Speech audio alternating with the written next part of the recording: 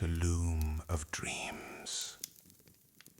This is a place where stories are woven softly, thread by thread, until they become a blanket of quiet comfort around you. Here we slow down together. We listen, we breathe, and we rest. As you settle into this moment, let your body grow a little heavier, your thoughts a little lighter. The day has done enough. There's nothing left to rush, nothing you need to hold on to, only the gentle rhythm of your breath and the warmth of the evening around you. Before we begin tonight's story, let's take a few moments to settle the body and quiet the mind. If you'd like, close your eyes now. Let the rest of the world fade a little. Notice where you are, the shape of the room, the stillness of the air, the gentle warmth that surrounds you. Now, take a slow breath in through your nose. Feel your chest lift and your belly rise. And then slowly breathe out through your mouth, as if you're blowing warm air onto a window. Let your shoulders drop and feel that breath leave gently, like a sigh. Again, inhale softly, not too deep, just enough to feel the cool air enter. Pause for a moment and exhale slowly. Each time you breathe, imagine the air moving like a wave, in and out, steady and kind. Your body begins to understand this rhythm, the same rhythm as a calm sea at night, the same rhythm as the fire in the hearth. If your mind begins to wander, that's perfectly fine. Just notice it and bring it back to your breath, back to the sound of the fire, back to the quiet in your room. Now feel your body growing heavier, your hands resting loosely, your jaw unclenching, your eyes softening behind closed lids. Let your breath find its own pace. There's nothing you need to do. You are safe, you are home, and you are ready to rest. Tonight, we're returning to the same little cottage on the snowy edge of a Norwegian fjord. In the first part of this story, we spent a calm winter evening with Liv, listening to the storm forecast on the radio, walking home past lamplit windows and quietly preparing the house just in case the weather truly turned. Now the storm has arrived. The wind is at the eaves, snow is sweeping past the windows, and the world outside has shrunk to white. Inside, The kitchen is warm with the smell of potatoes and flour, as Liv and her grandmother spend a slow, storm-locked day making lefse, while her mother disappears into the storage room and discovers a small forgotten diary with 13-year-old secrets written inside. It's a story about the comfort of being snowed in, about old memories gently resurfacing, and about realizing that the questions we asked as teenagers still echo quietly in our hearts today. So, when you're ready, settle in under your blankets. Allow your body to grow heavy and at ease, and let this wintry day by the fjord carry you softly toward sleep. Her mother sat there a little longer, thumb rubbing absent-minded circles on the worn cardboard of the box. She thought about the girl Liv had been at 13, how quick to laugh, how quick to withdraw, how often she had seemed to stand with one foot in this town and one already in the wider world, restless and unsure which direction to lean.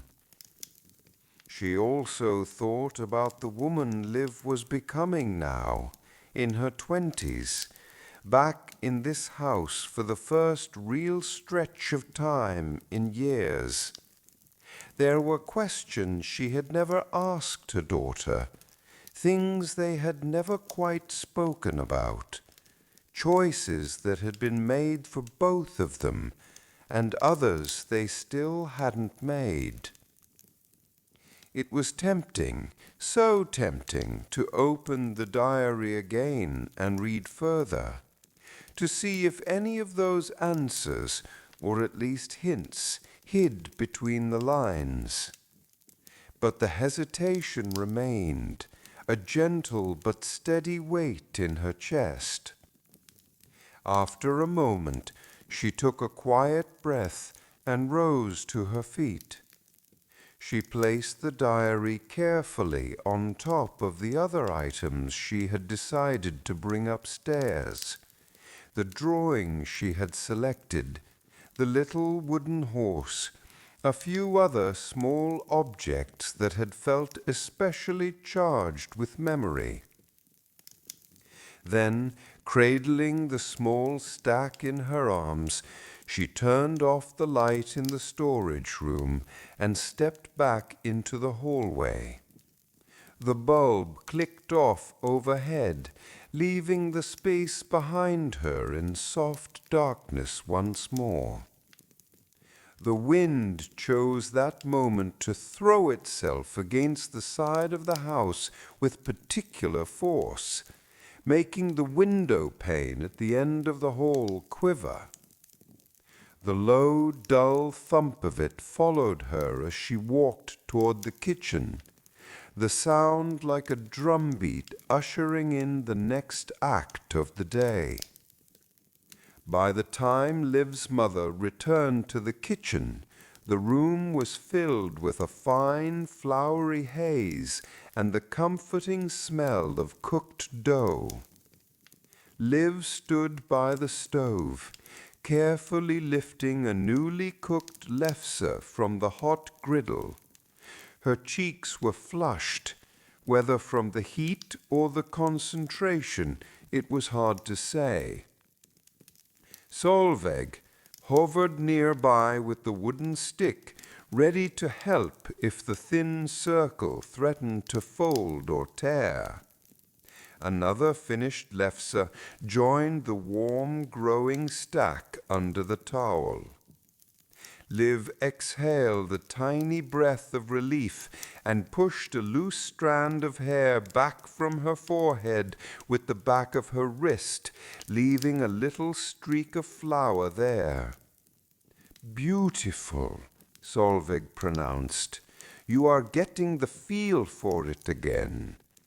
It's mostly luck," though there was a small note of pride in her voice. Her mother stood in the doorway for a moment, taking in the scene, the 2 generations at the stove, the storm pressing at the windows, the gentle glow of lamplight on wood and flour and steam. Her arms were full of objects from the past, the worn rocking horse, a small bundle of drawings, and resting on top, the thin diary. She cleared her throat softly. "Look what I found," she said. Both heads turned toward her. Liv, still holding the edge of the wooden stick, blinked at the sight of the little pile. Solveig let out a low, pleased sound. "More ghosts?" she asked. "Something like that," her daughter replied. She crossed the room and set the items down on the cleared corner of the table, arranging them almost ceremonially. "The blue coat," she said, touching the folded fabric, "some of your old drawings, and this," she rested her fingers lightly on the diary, "this, I think, belongs to you." Liv wiped her hands quickly on her apron and stepped closer, curiosity pulling her forward. Her eyes moved over the coat, the familiar rocking horse, the drawings. They lingered, finally, on the notebook at the top of the pile. For a heartbeat, she simply stared.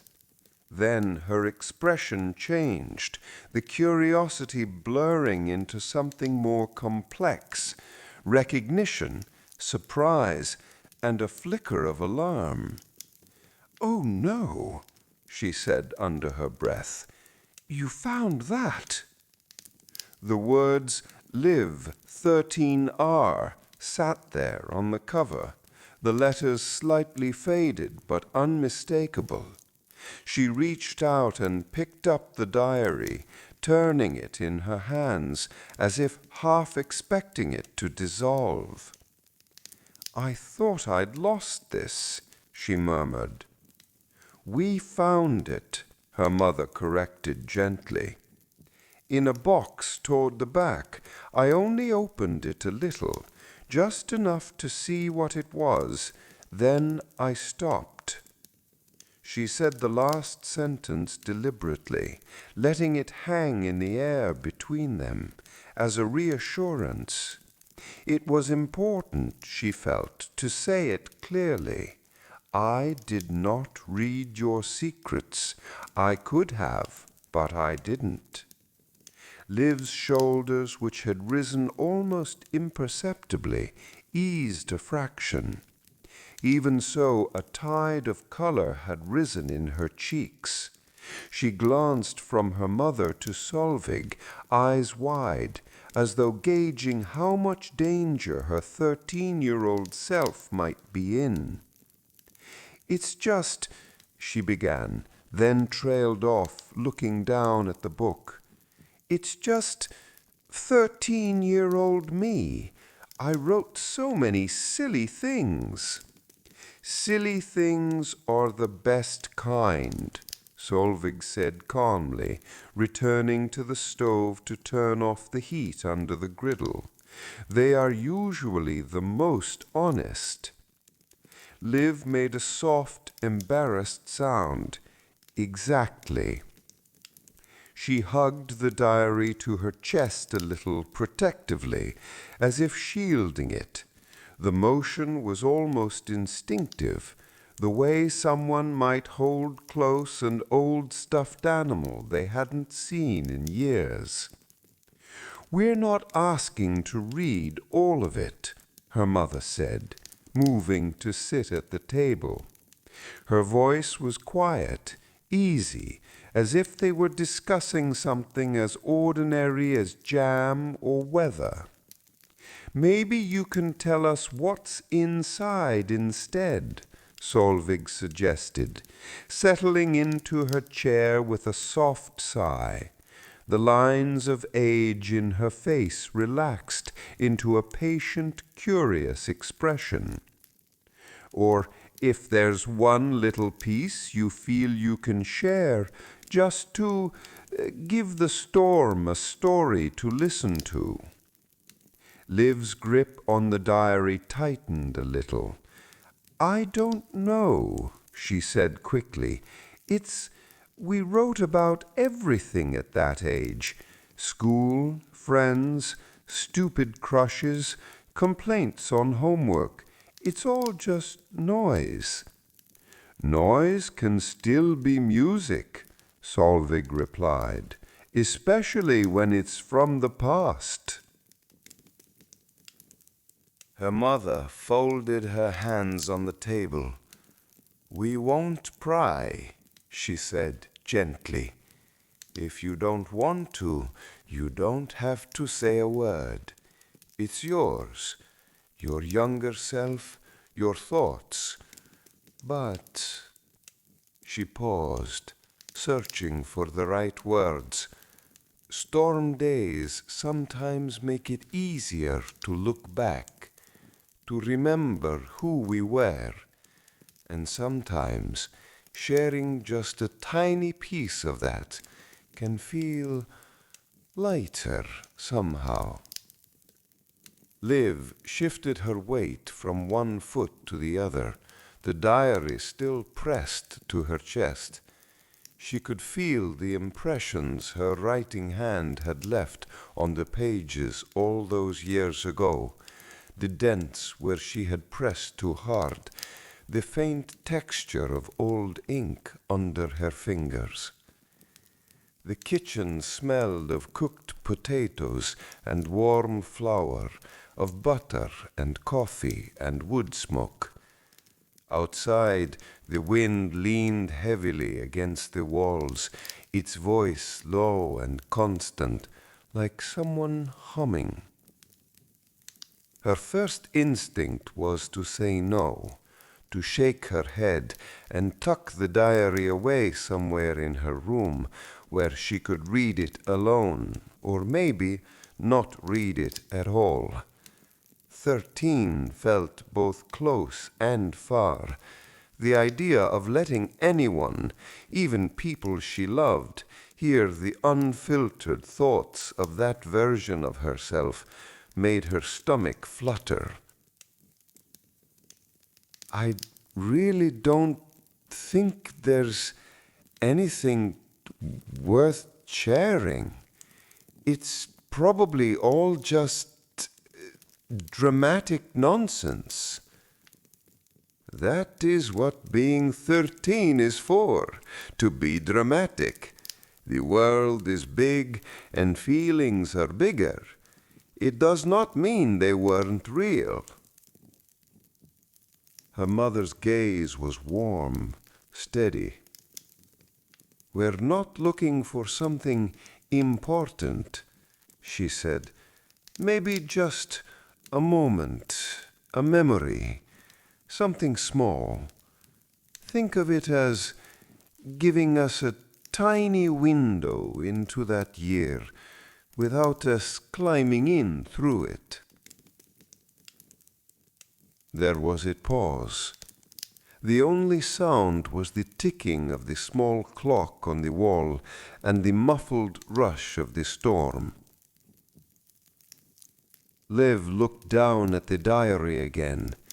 The cover was slightly glossy under the lamplet, with faint scratches where it had rubbed against other things in a school bag.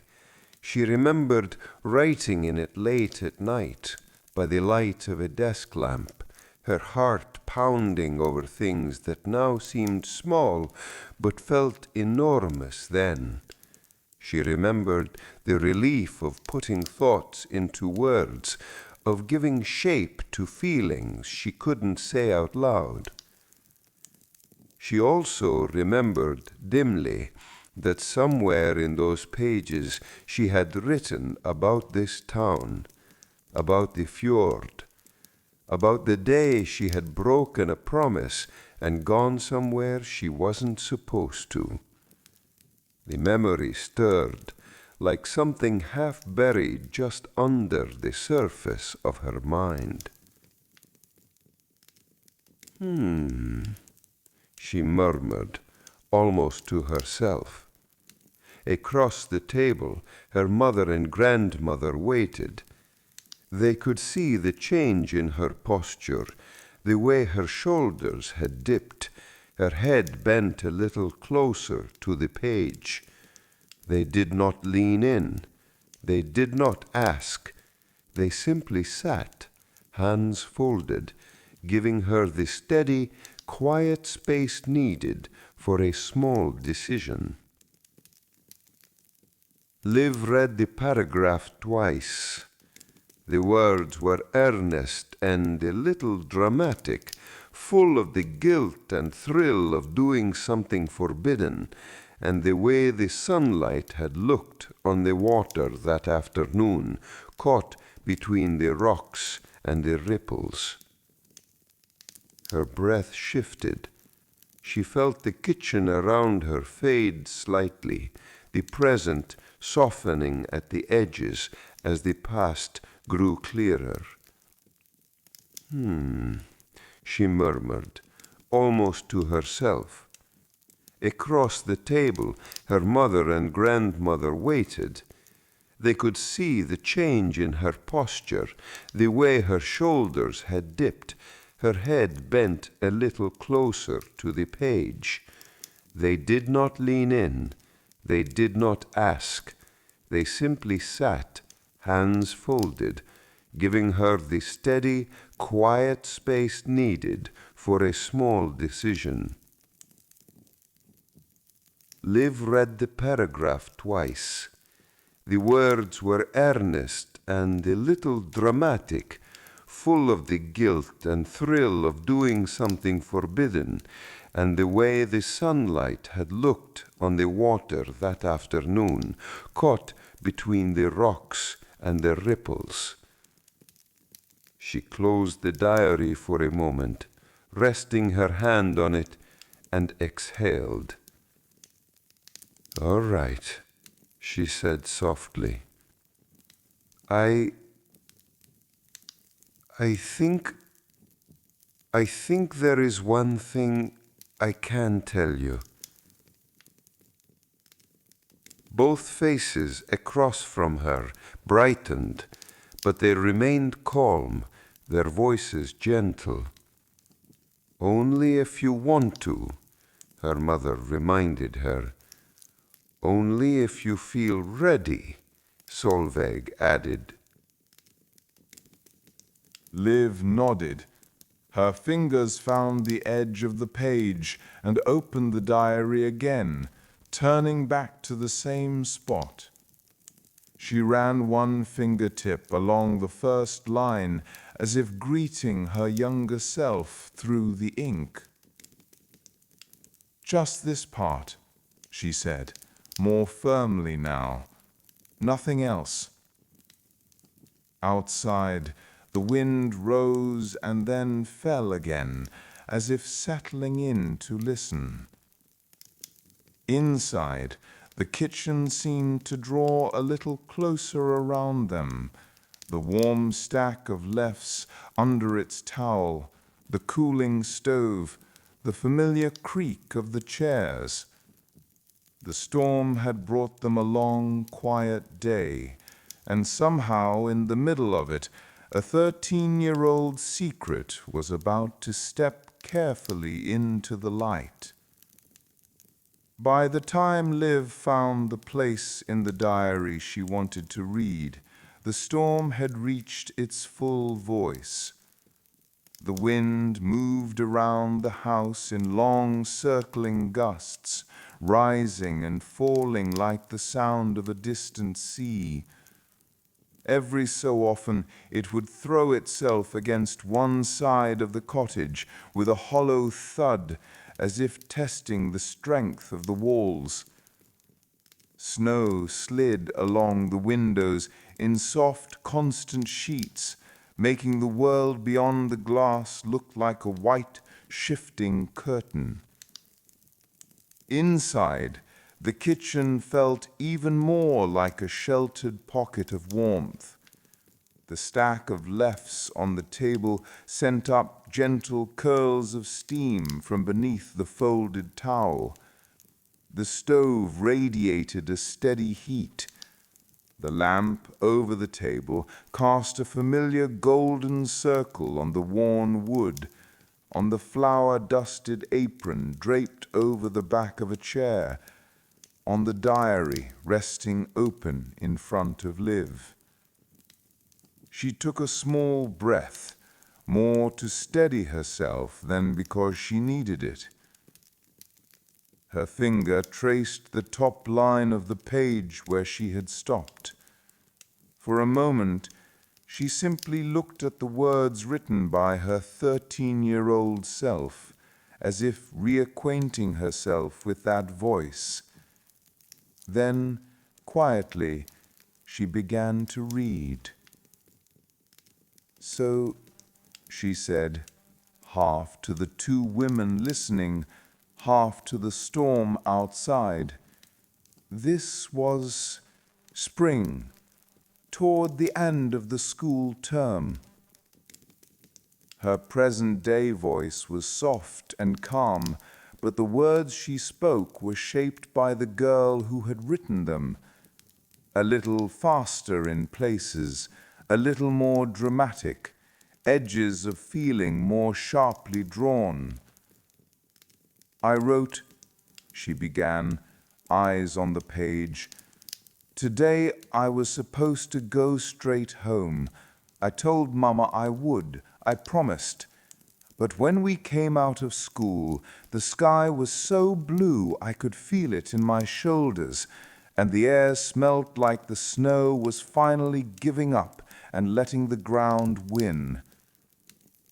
She paused, a faint, almost self-conscious smile touching her mouth. "Very poetic," she muttered. "It's beautiful," her grandmother said softly. "Go on." Liv lowered her eyes again and continued. "Lena said, 'Let's go down to the fjord, just for a little bit.' I told her I couldn't, that I had to go home, that Mama would be waiting, but my feet didn't move toward the house. They stayed where they were. And when Eric said, 'It will be our own little adventure,' I felt something in my chest jump, like a stone skipping on water. I heard myself say, 'Okay, just for a little while.'" She read the next lines more slowly, her tone drifting in time with the remembered afternoon. "We walked the long way instead of the short way, down the path that gets muddy first in spring. My shoes were not made for mud.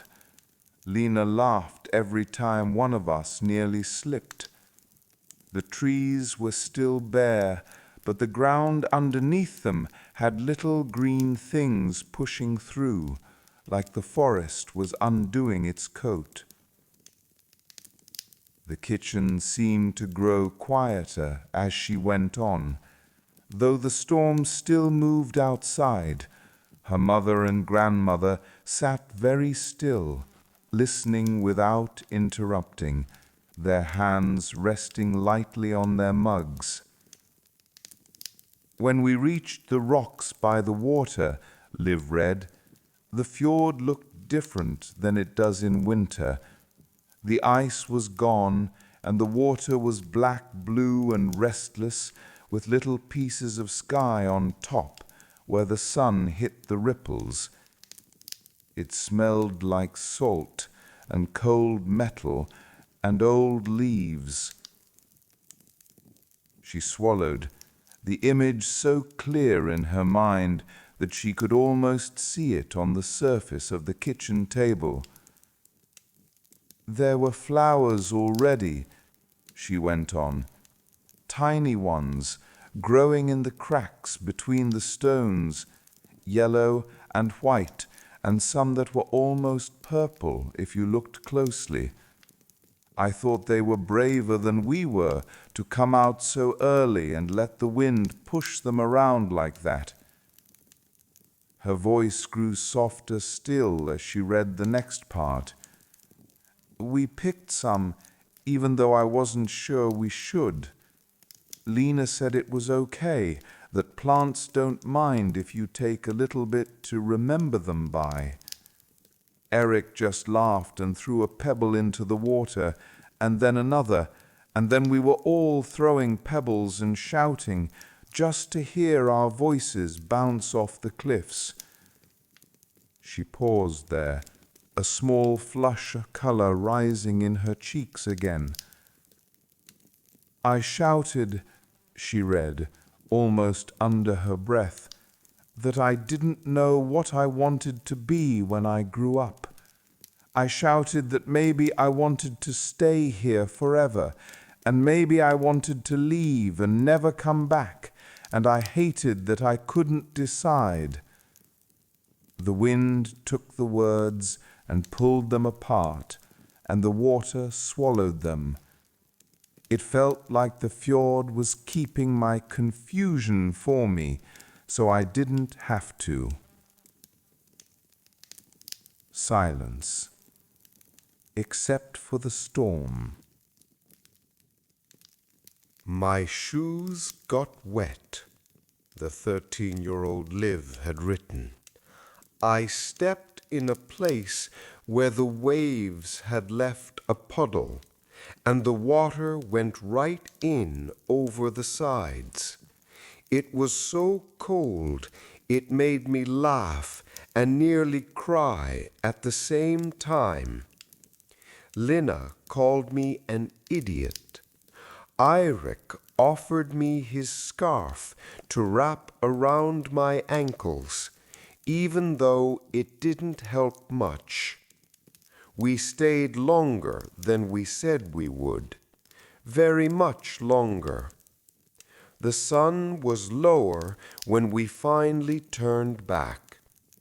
The flowers in my hand were already drooping, but I kept them anyway. Liv's voice grew even quieter as she approached the end of the entry. When I came home, she read, I tried to walk in like nothing had happened. I put my shoes in the usual place and hoped Mama wouldn't see the mud on the sides or smell the fjord on my coat. I don't think she noticed, or if she did, she didn't say anything. I had this feeling in my stomach like my insides were shaking, but it was a good shaking, like something had woken up. It felt like my first afternoon that really belonged to me, even if I had to pretend it didn't happen. She stopped there and let the last sentence rest between them. For a moment no one spoke. The words hovered in the warm air of the kitchen, soft as steam. The storm outside pressed against the house, but its sound felt farther away. Liv closed the diary gently, her fingers lingering on the edge of the page before folding the cover over.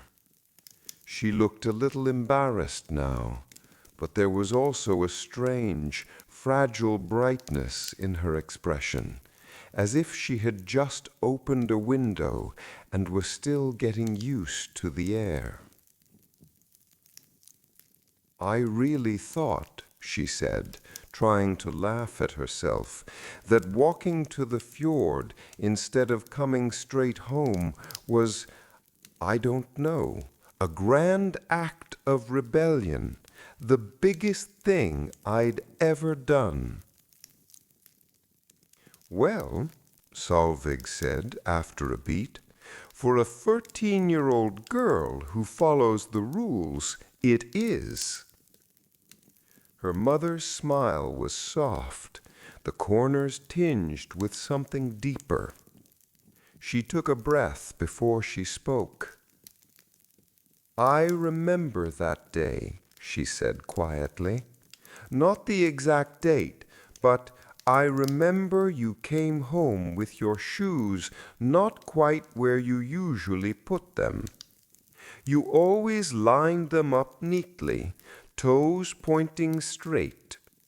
That afternoon they were a little crooked, and when I picked up your coat later, I thought I smelled the fjord on your coat and something like crushed leaves."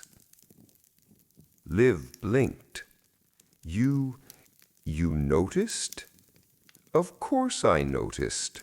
Her mother's tone was matter-of-fact, but her eyes were gentle. "I was your mother. I noticed everything. Or I tried to." She paused, her gaze drifting past Liv's shoulder for a moment, as if she were looking back down a hallway of years. "I remember standing there with your coat in my hands and thinking, she's growing.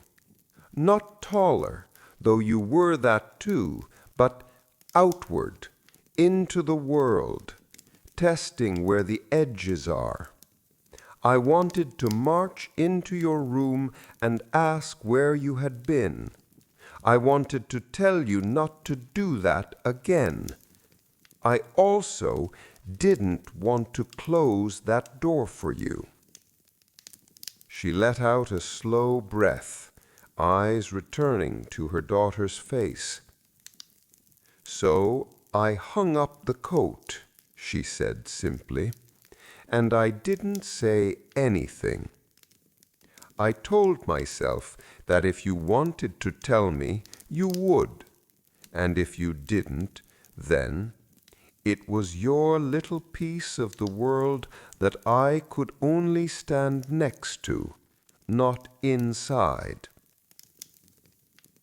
The admission was quiet, but it settled over the table like another layer of warmth.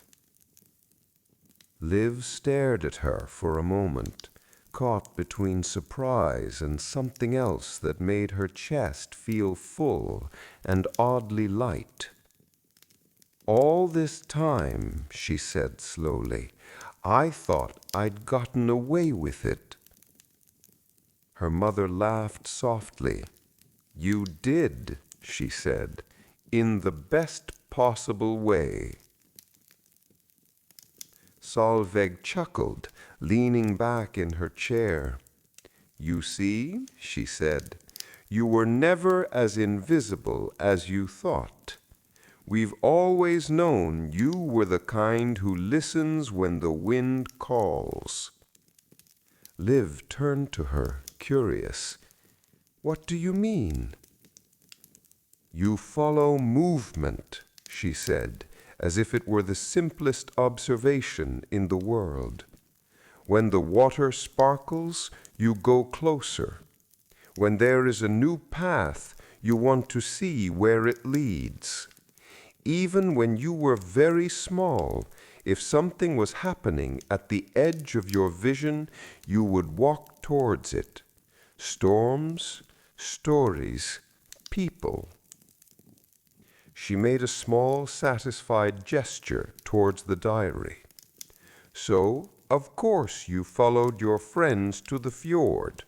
Of course you shouted into the wind. Of course you worried afterwards. That is all part of the same soul. Liv sat very still, the diary resting in her lap now, her fingers gently curled around its spine. There was a faint bemused smile on her lips, but her eyes were thoughtful, distant in a way that meant she was looking inward as much as outward. I always thought, she said quietly, that you wanted me to be careful, sensible, the kind of person who goes straight home. I did want you to be safe. That's not the same as never going anywhere. I suppose I hoped you would go and come back and tell me about it. A small pause. You're telling us now, she added. A little late, maybe, but we're still here. The three of them shared a look then, something gentle and unsaid passing between them. It felt to Liv like the moment after you have thrown a stone into the water and the ripples have reached the shore, leaving the surface smoother than before. She glanced at the diary, then at the stack of lefse under the towel. The steam still rose from them, subtle but constant. The contrast between that soft warmth and the hard, relentless movement of the storm outside made her feel oddly protected, as if the house were not only a shelter from the weather, but also a place where old versions of herself could step forward without being knocked over. I think, she said slowly, that's enough from 13-year-old me for one day. I agree, Solveig said. We must not overwork the poor girl. She has already walked all the way to the fjord. They all laughed, the sound light and easy, bubbling up into the kitchen air. The storm might have been at its strongest outside, but their little circle around the table felt steady, like the calm at the center of a spinning wheel. As the laughter faded, Liv's mother pushed her chair back with a small, practical sigh. All right, she said. Confessions have been made, secrets have been shared, potatoes have been transformed. I think it's time we turned all of this into a meal. The spell of the diary gently loosened, making room for the solid, familiar rituals of the midday table. The stack of lefse, the soup pot, the plates and cutlery, all waited quietly to be brought into their next shape. Outside, the storm continued to throw its white noise against the windows. Inside, 3 women rose from their chairs and began to move around one another in the easy choreography of family life, preparing for lunch. By the time they sat down to eat, the day had begun its slow tilt toward evening. The storm still clung to the world outside, but there was a subtle change in the light. The gray had deepened, shadows gathering at the edges of things. The snow whirled with the same determination, yet the quality of the brightness behind it had shifted, like a candle burning lower in a frosted glass. Inside the cottage, the kitchen and dining area glowed with their own small constellation of lights. The overhead lamp cast a soft circle on the table. A smaller lamp on the counter added a warmer, lower note. The fire in the stove was not large, but it gave off a gentle, steady heat that spread through the room. The table itself had been cleared of flour and notebooks and small treasures from the storage room. In their place were plates and bowls, simple and familiar. A pot of soup sat in the center, still steaming, its lid set slightly askew. Beside it was a wooden board piled with slices of cheese and a small dish of butter. A plate held thin shavings of cured fish, arranged with casual care. Another plate was heaped with folded lefse, their pale surfaces dotted here and there with golden spots from the griddle. As they carried everything from the kitchen to the table, the house felt briefly larger, the scent of warm food threading through the rooms like a quiet invitation. "Careful," Liv's mother said softly as she set down the soup. "I see you finally found your way back from the wilderness," Solveig remarked, nodding toward her daughter. "Did the storage room treat you kindly?" "It was surprisingly generous. It gave me a coat, some drawings, a wooden horse, and one diary that nearly caused a heart attack." "Not a bad haul for one morning," Liv said, smiling. They took their places around the table, Solveig in her habitual chair, near enough to the stove to feel its heat. Liv's mother opposite the window, where she could see the storm without having it behind her. Liv in the spot where her knees brushed the underside of the table, just enough to remind her how many meals she had eaten here before. For a while, there was only the soft clink of spoons against bowls, and the quiet sigh of satisfaction that comes with the first few bites of something warm after hours of work. The soup tasted even better than it had the night before, the flavors having deepened as they rested. The lefse, spread with butter and sprinkled with a little sugar, dissolved gently on the tongue, light and comforting. The cheese and fish added sharper notes, grounding the meal. Outside, the wind's voice continued as a low, steady roar, but inside the kitchen it had become part of the background, like the ticking clock or the breathing of the house.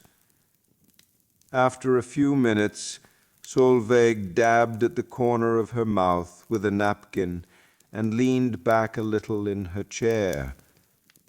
"You know," she said, looking at Liv, "this storm reminds me of the winter when you first tried to build a snowman. The one with the very small head and very big body?" "The very tragic one, yes," her grandmother confirmed. "You were convinced that if you just kept rolling the middle part, it would eventually turn into the whole snowman. We ended up with a snow boulder, 2 times your height. No head, no arms, just one enormous middle, looking offended." Liv laughed, the memory surfacing easily now that it had been named. "I remember my gloves getting soaked, and you telling me I didn't have to make it perfect. I didn't listen." "You rarely did when it came to perfection," Solveig said, but there was nothing sharp in her tone. You wanted the snowman to last forever. It lasted 2 days. Then there was that warm wind from the sea, and it slumped over in the night. You cried at breakfast when you saw it. I wasn't crying about the snowman, Liv protested automatically. You were absolutely crying about the snowman. Or maybe, she corrected herself gently, about the idea that something you'd worked so hard to make could change without asking you. Liv considered that, then gave a small, resigned nod. That sounds more like me. Another story followed, this one about the first time Liv had tried to walk on the frozen pond at the edge of town. She had shuffled along the rough, snow-dusted ice, arms out for balance, cheeks bright red. Her feet had gone out from under her more than once. Each time she had sat there, blinking, stunned, before bursting into laughter. I was terrified, her mother admitted. I kept seeing headlines, family visit ruined by clumsy fall. You were more worried about your dignity than my bones, Liv teased. Both, her mother replied, equally. Solveig shook her head, chuckling. You got up every time, she said. That's what I remember. You never stayed down for long, even when your bottom must have been one big bruise. Between stories, they ate. They tore pieces of lefse, spreading them with butter that melted into little glistening patches. Liv tried one with a slice of cheese folded inside, then another with only sugar, the way she had liked them as a child. Each bite tasted like layers of time pressed together, the present moment, the winters before, the imagined winters still to come. At one point, Liv's mother grew a little quieter, her gaze drifting toward the window. The storm had softened now into a continuous white blur, the individual flakes no longer visible, only their collective motion. I used to sit here, she said softly, almost to herself, when you were small and already asleep upstairs, and wonder where we would end up. Liv looked at her, surprised by the change in tone. What do you mean? Her mother took a breath, fingers tracing the rim of her bowl. I brought you here for holidays, for Christmas, for a week in winter, sometimes a few days in summer.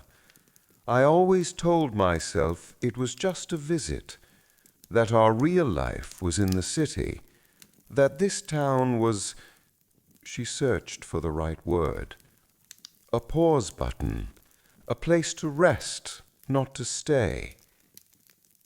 She glanced at Solveig, a small, apologetic smile touching her lips. I didn't say that out loud, of course, she added. I knew anyway, Solveig replied gently. Mothers can be as obvious as daughters. Her daughter huffed out a quiet laugh, then went on. But every time we came, she said, I would watch you, she nodded toward Liv, running in the snow, or sitting on the dock, or falling asleep by the fire with your socks half off, and I would feel this pull, like the house itself was asking, why not stay? Why not let this be the place where you grow? She paused, spoon resting against her plate. And then I'd think of the city, of my job, my friends, the things I had built there, of opportunities I'd fought for. I'd think of wanting you to have choices, to see more of the world than this small town, and the pull would tug in the opposite direction. Her voice was calm, but there was a softness in it now, the edges of old uncertainty smoothed by time. I spent years, she admitted, caught between those two tides, here and there, fjord and city. If I'm honest, I still am in some ways. The confession settled over the table with the same gentle weight as the stories about snowmen and ice, but it landed in a deeper place. Liv looked down at her hands, which were resting on either side of her plate. She thought of the diary entry from earlier, of her 13-year-old self shouting into the wind that she didn't know whether she wanted to stay or leave. It struck her now how closely her confusion had mirrored her mother's, each of them carrying the same question in their own way. "You never told me that," she said quietly. "I didn't want you to feel responsible for my choices or for where we lived. Children already carry so much they don't need to." Solveig nodded slowly, her eyes moving between them. "You were both listening to the same wind, but you thought you were alone in it." The three of them fell silent for a moment, each drifting into their own thoughts.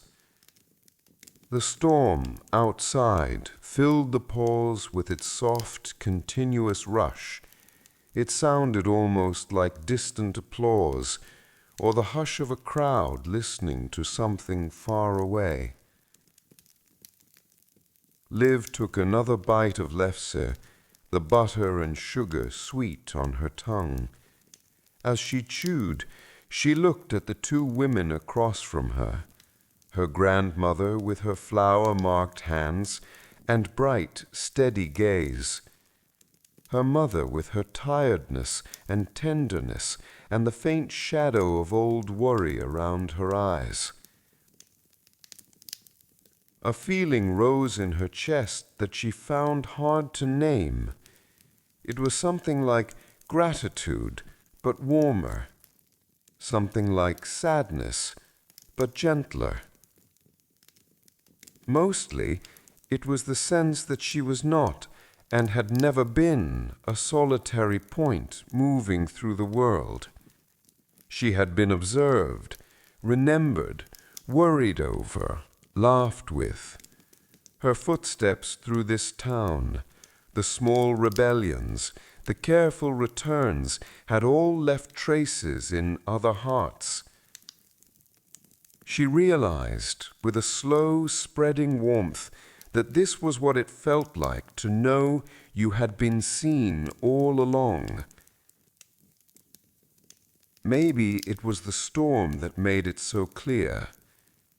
With the world outside reduced to shades of white and gray, with no cars passing, no boats moving on the fjord, no customers coming in and out, the circle of their lives had shrunk to the size of this room, this table, these hands reaching for bread. Maybe it was the diary, too, with its awkward sentences and earnest hopes, having her younger self's secret not only exposed but gently received, had loosened something in her. It made it easier to imagine showing newer, rawer parts of herself without fear that they would be dismissed or misunderstood. Or perhaps it was both things together, the weather and the words, the roaring outside and the quiet reading inside, combining to make the house feel like a small, illuminated island in a wide, white sea. Whatever the cause, Liv found herself speaking again, almost without planning to. "You know," she said, "I always thought that to figure out who I am, I had to leave, to go somewhere else, start fresh, be different.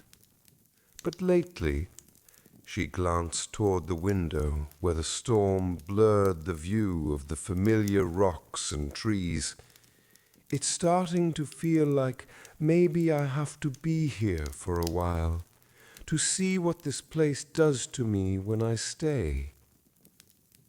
Her words were quiet, but they felt like little stones dropped gently into still water.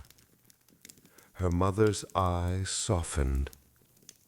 "You don't owe this town anything," she said, "or me, or Mama. If you decide to go again, we'll understand." "I know," Liv replied, "but I think I might owe it to myself." Solvig smiled then, slow and bright, the way someone might when they recognize a long-awaited visitor finally stepping through the door. "Well," she said, "if you want to learn what it means to stay, a storm is a very good teacher. It keeps you in one place and shows you how big that place can be, even when you cannot leave it." They ate a little more after that, the conversation flowing in easier, smaller streams. Talk of how much wood was left for the fire, of what they might cook tomorrow if the storm continued, of whether the power might go out, and whether they should find the candles just in case. But underneath the ordinary words, something had shifted. The room felt different, as if a window that had always been slightly stuck had finally opened. By the time they finished, the light outside had faded further, the edges of the day softening into the early blue of winter evening. The storm showed no sign of stopping, but its sound now felt like part of a larger rhythm rather than an interruption. The dishes were cleared, the leftover soup covered and set aside, the stack of lefse wrapped more carefully for later. The table was wiped down once more. The diary, now closed, sat neatly to one side, not longer a hidden thing, but not yet fully explored. As they moved through these small, familiar tasks, Liv felt a quiet contentment settle into her bones. The world outside might be vast and unclear, but here, at this storm-lit table, everything was simple. Food, stories, shared glances, the steady companionship of people who had known her through many winters. The snow could do as it pleased. Inside the cottage there was laughter and warmth enough to last until morning. When the dishes had been washed and dried, when the last lefse had been wrapped and put away, the house slowly slipped into a softer kind of quiet. The lamps in the kitchen would turn down. The voices that had filled the rooms all day thinned into occasional murmurs, then into the simple, familiar good nights of people who knew each other's footsteps as well as their names. Doors closed with small, careful sounds. The storm outside kept its loud, steady presence, but inside everything moved into a gentler rhythm. In the living room, the fire had burned down to a bed of glowing embers. Now and then one of the remaining pieces of wood shifted, sending up a brief bright spark and a sharp little crackle before settling again. The warmth that had gathered there during the day rose slowly through the house, finding its way into corners and up stairways. Liv climbed the narrow stairs to the attic with tired legs and a light heart. The wooden steps creaked under her feet, each familiar groan sounding softer tonight, as if even the house had been soothed by soup and storytelling. Her attic bedroom welcomed her with its usual simplicity. The low, sloping ceiling, the bed pushed up against the wall beneath the window, and the small table with the lamp and the glass of water she always forgot to drink. The air up here was cooler than downstairs, edged with a faint chill where the wind pressed against the roof. She closed the door gently behind her and stood for a moment, listening. The sound of the storm was louder up here, closer to its source. The wind slid along the tiles overhead, rattling at the edges, then moved on. It made the house creak and sigh a little, but not in a way that frightened her. It felt more like a restless animal moving around outside the walls, something powerful and untamed, but kept politely at a distance. She crossed the room and switched on the small bedside lamp. Its light pooled softly on the quilt and the wooden floor, leaving the corners of the room in a restful shadow. The window pane reflected a faint image of her face floating against the darkness beyond. The diary lay where she had left it earlier, on the nightstand beside the lamp. Seeing it there, in this quiet, private space, made it feel different than it had around the kitchen table, less like an object being shared, more like a bridge between two versions of herself. She picked it up and sat on the bed, tucking her feet under the covers. The mattress sagged familiarly under her weight. For a moment, she simply held the little book in both hands, thumbs resting along the edge of the pages. Then she opened it. She didn't go back to the page she had read aloud. That memory was still fresh in her mind. The blue sky, the cold water, the wildflowers in the cracks between rocks. Instead, she let the diary fall open where it wanted to, the spine guiding her to another piece of her 13-year-old voice.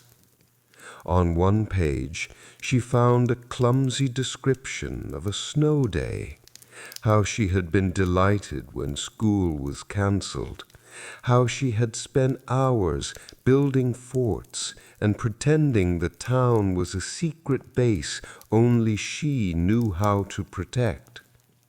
There was a note at the bottom complaining that her gloves never dried fast enough on the radiator. On another page, there was a list of possible futures written in a column: artist, teacher, explorer, someone who lives by the sea, someone who lives in a city with lots of lights, someone who travels all the time. None of them were underlined. At the end of the list, she had written in slightly larger letters, someone who is not bored. Liv smiled a little at that, the expression soft and bittersweet.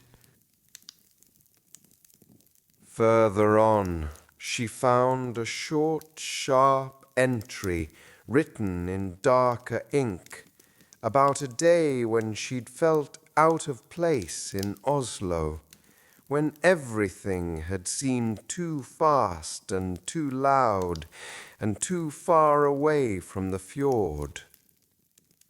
She had written about missing the sound of the boats, the way the mountains made the sky feel smaller and safer, the smell of wood smoke in her hair after an evening by the fire. Reading it now, years later, she felt a small, quiet click inside herself, like two pieces of a puzzle sliding into alignment. 13-year-old Liv had thought she was simply restless, simply sensitive, simply difficult to please. But the girl on these pages had been asking the same question over and over in different words. Where do I belong? What kind of life feels like mine? Stealing an afternoon at the fjord, making lists of futures in the margins of school notebooks, writing down every feeling that didn't seem to fit anywhere else. All of it had been part of the same search. Now, sitting under the slanted ceiling with the storm breathing heavily above her, she realized that she hadn't really stopped asking that question. She had just changed the scenery. In Oslo, it had sounded like, which job is right? Which train? Which neighborhood? Which apartment? Where do I go next? Here, back in the town by the fjord, the question felt older, quieter, but no less true. What is a life that feels like it belongs to me? Is it this bakery, this cottage, these winters? Is it something in between? She closed the diary for a moment, resting it on her knees. The lamp cast a soft halo around her, leaving the rest of the room in a comfortable dimness. Shadows from the rafters stretched across the ceiling like the branches of bare trees. Her thoughts drifted back through the day, the careful calm of the morning, the storm gathering its strength outside while they mashed potatoes and measured flour. The way her grandmother's hands had moved so confidently over the dough. Her mother's calm voice talking about old uncertainties at the lunch table. Then back further, to the hot springs trip before all of this. The rising steam, the snow piled in white banks all around the pools, the way the mountains had stood like quiet guardians. There had been a sense then, too, of something being rearranged inside her, a gentle loosening, a new space opening. It struck her that these moments, steam and snow, storm and fire, diary and dinner table, were all part of the same circle she seemed to be walking. She hadn't planned it that way. She had simply followed small impulses.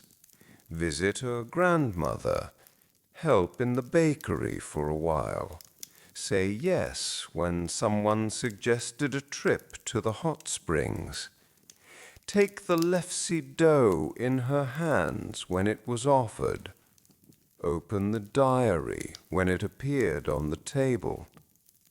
Yet somehow, without her meaning to, all of those little yeses had brought her here, to this attic room on a stormy night, with a sense that something was quietly changing direction. She opened the diary again and found the page where she had written years ago about a truly my own afternoon. The words were uneven, but the feeling behind them was clear. A fierce, shy delight at having made a choice just for herself, even if it had been a small one. A truly my own afternoon. Liv turned the phrase over in her mind, tasting it as if it were a new ingredient in a familiar recipe. Back then, the idea of a few stolen hours had been enough to feel like freedom. Now the thought that stirred in her chest was larger, slower. Maybe it wasn't only afternoons she wanted to claim. Maybe it was days, weeks, seasons. Maybe it was a chapter. She leaned back against the wall, the wood cool through the thin fabric of her shirt, and let her eyes close for a moment. The storm's sound became a low, constant presence, like a tide. The house creaked now and then as the wind pressed against it, but the structure held, steady and sure. The bed held her, too, with its worn mattress and soft, familiar sag. A thought floated up, clear and calm, like something that had been there for a while, but had been waiting for the right time to be named. I don't have to decide everything tonight. I don't have to know where I'll be in 10 years. But I can decide this. I can stay. Not just for a visit, not as someone passing through. I can stay long enough to see what it feels like to really live here, to see if this town can be not just a place I come back to, but a place I grow in. The thought didn't feel like a dramatic declaration. It felt more like a quiet agreement she was making with herself, the way you might agree to walk a little further down a path just to see where it bends. She pictured the town under the snow, the bakery with its windows fogged from the ovens, the narrow streets lined with drifts, the boats at the dock rocking gently against their ropes. She imagined future mornings in the shop, future evenings at this table, future storms tapping their fingers along the roof while she rolled out dough or wrote new words in a different notebook. For the first time in a long while, the unknown ahead of her didn't feel like a blank space demanding to be filled. It felt like a page in a book, waiting patiently, quietly, offering itself. She looked down at the diary again. Most of its pages were already full, the ink heading toward the back cover in a dense, determined hand. But there were a few blank pages left at the end, a small section her 13-year-old self hadn't gotten around to filling. Carefully, she flipped to the last of the written pages and then to the first empty one. The paper was slightly yellowed at the edges, but still firm. She ran her fingertip across it, feeling its faint, dry resistance. She didn't pick up a pen, not yet. It felt important, somehow, to leave this book as it was, mostly the voice of the girl she had been, with just a few lines from today hovering in the air above it. But the sight of that empty page made another image rise in her mind. A new notebook with her current handwriting on the first page. Not a record of restless confusion, but a place to notice what it meant to stay, to pay attention, to belong, or at least to try. The idea was simple, gentle, comfortable, like the way you might think about baking bread tomorrow because you know you have flour and time. She closed the diary and set it on the nightstand beside the lamp. Its weight there felt right, like a stone placed at the corner of a path marking a turn. Liv reached out and turned off the light. The room dimmed, leaving only the faint silvery glow that seeped in around the edges of the curtains. Snow reflected whatever light the sky still held, making the night outside less dark than it might have been. Shadows softened. The ceiling above her bed disappeared into a gentle blur. She lay down and pulled the covers up to her chin, rolling onto her side to face the window. Through a small gap at the edge of the curtain, she could see a slice of the outside world. Flakes still twisting in the air, the faint outline of the nearest rooftop, the way the snow on the ground caught the weak light and gave it back. The storm went on, unhurried, doing its work of covering and reshaping. But inside the house, everything felt calm. The walls held firm. The roof, despite its occasional creaks, stayed where it should. The bed was warm. Her breathing slowed. As her eyes grew heavier, a quiet thought passed through her mind, not as a sentence, but as a feeling. When the snow finally stops tomorrow, or the day after, or whenever it chooses, the town will look different, cleaner, softer, as if someone has gently erased the tracks and drawn new lines. And maybe, she sensed, something similar was happening in her. Old paths being covered, not erased exactly, but softened enough that new ones could be made alongside them. It felt, in a quiet, unurgent way, like the start of a new chapter. Not a sudden change, not a dramatic decision shouted into the wind, just a soft turning of a page, like the ones in the diary she had held in her hands tonight. With that thought resting lightly in her chest, Liv let her eyes close fully. The sound of the storm blurred into a distant, steady hush. The house breathed around her, wood and stone adjusting to the cold. Somewhere below, a single ember in the stove gave a last faint crackle. Sleep came slowly, but when it arrived, it settled over her as gently as the snow settling over the town, layer by layer, soft and complete, covering yesterday just enough to make room for tomorrow. Good night.